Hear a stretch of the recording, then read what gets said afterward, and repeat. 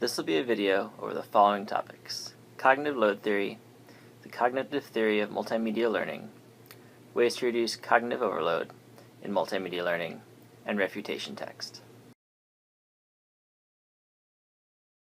Cognitive load theory is the idea that how much information we can learn at a given time is limited by the capacity of our working memory. Working memory is part of our mind where we process information. It is severely limited when processing new information. No more than 2 to 4 novel elements can be processed at one time. The limits of working memory can be overcome if information is already stored in the long-term memory, which has a virtually limitless storage.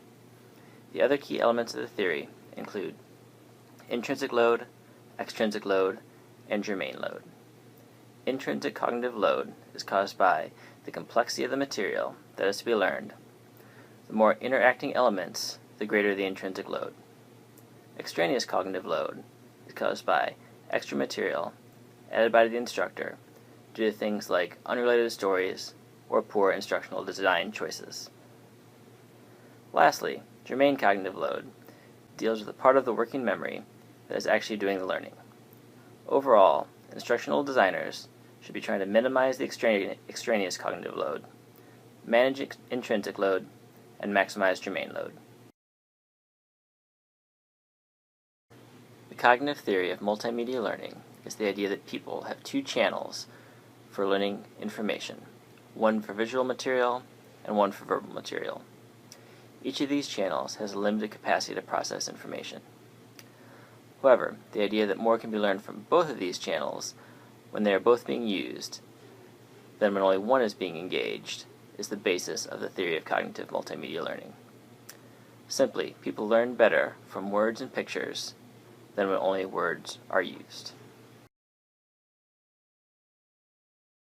There are 3 main assumptions of the theory of multimedia learning: the dual channel assumption, the limited capacity assumption, and the active processing assumption. The dual channel assumption is that people have different channels for processing words and images. The limited capacity assumption is that there is a cap in the amount of information that can be processed in the word and image channels respectively. The active processing assumption is that there are 3 processes that humans use to learn: paying attention to relevant information, organizing the information, and integrating the information with prior knowledge. There are 5 processes that are important to multimedia learning, and those are selecting words, selecting images, organizing words, organizing images, and integrating. Selecting words and images means that the learner is focusing on the words or images to transfer the relevant information into working memory. Organizing words and images means manipulating the information transferred to working memory in the selecting step into something coherent in working memory. The last process is integrating, and that means building connections between the models created in working memory in the organizing step and prior knowledge. The last major part of the cognitive theory of multimedia learning are that there are 3 demands of cognitive capacity, and those are extraneous processing, essential processing, and generative processing. Extraneous processing is cognitive processing that is not related to the material that is intended to be taught. Essential processing is cognitive processing related to the material that is trying to be taught. Generative processing is processing related to making sense of the information presented. It is important when designing lessons to try to manage generative and essential processing and minimize extraneous processing. The graphic that has been showing is a summary of how all these parts of cognitive theory of multimedia learning interact. This section of the video will be discussing ways to design multimedia instruction to minimize extraneous overload. Extraneous overload occurs when essential cognitive processing and the extraneous cognitive processing are greater than the cognitive capacity of the learner. There are 5 principles used in designing multimedia instruction to avoid extraneous overload. They are coherence, signaling, redundancy, spatial contiguity, and temporal contiguity. These principles are based on the cognitive theory of multimedia learning. We'll be going over 3 of those principles today: coherence, signaling, and spatial continuity. The coherence principle states that learning is improved when material that is not relevant to what is trying to be learned is excluded rather than included. The coherence principle is used when the essential processing and the extraneous processing is exceeding the cognitive capacity of the learner. It will be used to minimize extraneous processing by eliminating material that is not relevant to the learner. This includes things like stories about the material, personal experiences with the material, etc. This does not mean that these things cannot be included. It just means that the instructor needs to be intentional about including them so that they are not at times when essential processing is at a maximum, so that the extraneous processing from the stories does not overload the cognitive capacity of the learners. The following images will show an example of where the coherence principle was applied and where it wasn't. Both of these relate to teaching the ideal mechanical advantage of levers. The first lever here would not use the coherence principle because even though a seesaw is a type of lever, the image doesn't have anything to do with the ideal mechanical advantage of a lever. The second image uses the coherence principle because it again is a picture of a lever but has information relative to finding the ideal mechanical advantage. This is directly related to the cognitive theory of multimedia learning and the cognitive load theory. The ideas of essential processing and extraneous processing are analogous to the ideas of intrinsic cognitive load and extraneous cognitive load from the cognitive load theory, and to the extraneous and essential processing from the cognitive theory of multimedia learning. The coherence principle is also related to the cognitive theory of multimedia learning because it discusses both verbal and graphical channels that can be overloaded when essential processing and extraneous processing are greater than cognitive capacity. Research suggests that the coherence principle has a larger effect for students who have low working memory capacity. It is also more effective if the pace of the learning was set by the instructor rather than the student. Research also indicated that the more interesting the extra material was, the more benefit was created by removing it. The signaling principle states that people learn better when visual cues are added to highlight material that is essential to learning.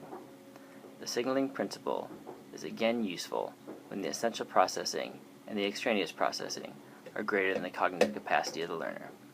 The method for using the signaling principle is to simply use something like arrows or highlighting relevant text or images. It is important that the signaling does not add any new information. The image shown here is an example of the signaling principle from my engineering class. The arrow is pointing out a roller support for a truss. This is a good example because it is highlighting something learners are unlikely to already know.